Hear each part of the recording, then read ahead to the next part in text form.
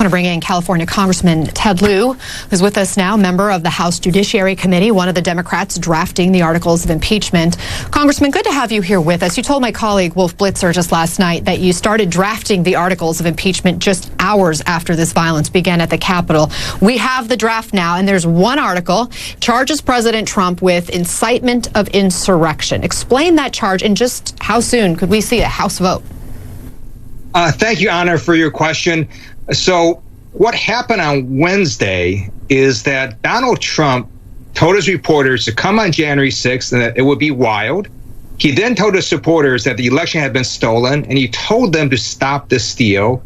He instructed them to go down Pennsylvania Avenue and to go to the Capitol. And then he directed them that they cannot take back our country by showing weakness, and they have to show strength. And they listened to him. They attempted a violent overthrow of Congress while we were trying to accept the certified electoral college results. If this is not impeachable conduct, then nothing is. That's why we're going to introduce the article of impeachment this Monday. And very pleased, we already have 180 co-sponsors.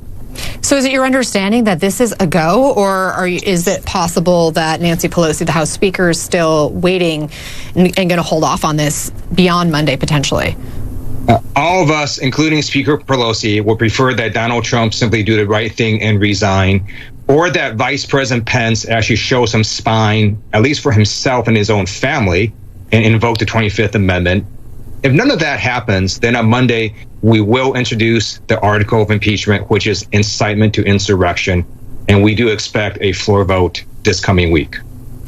Twitter, as we mentioned, has suspended Trump's account permanently. We don't know where the president's head is right now. We know he's more isolated. There is some that reporting this afternoon that behind closed doors, he's saying he won't resign, and he's actually expressing regret about having put out a video, discussing a peaceful transfer of power. That's where he regrets. Are you concerned about what might happen between now and a potential impeachment?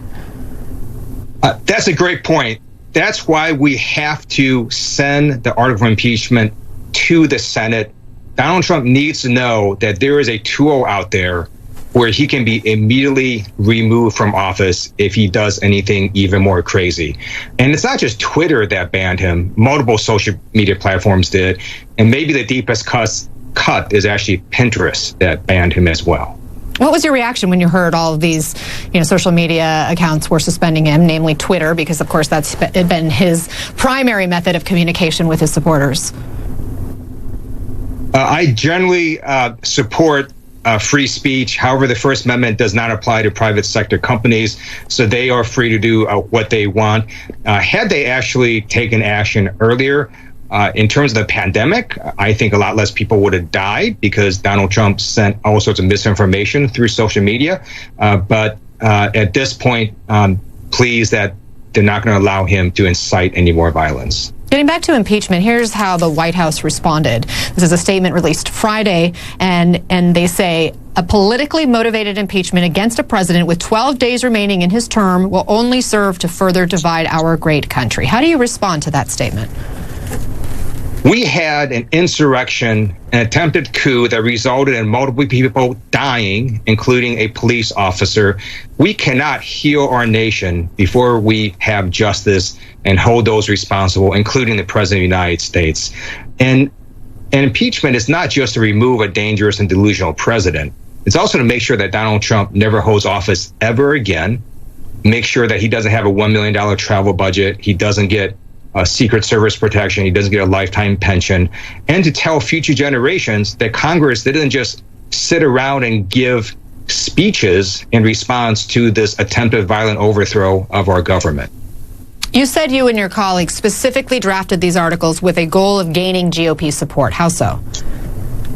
This is a very narrow article of impeachment.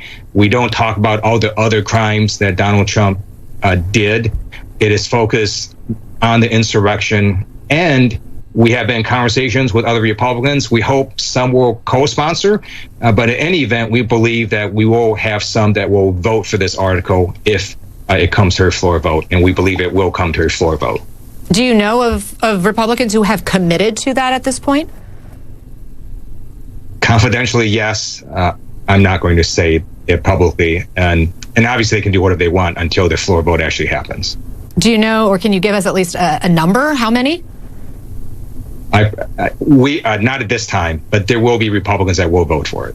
What about in the Senate? Do you have any knowledge of senators who are planning to vote to convict? So we're very pleased that Senator Ben Sasse has said that he's open to impeachment.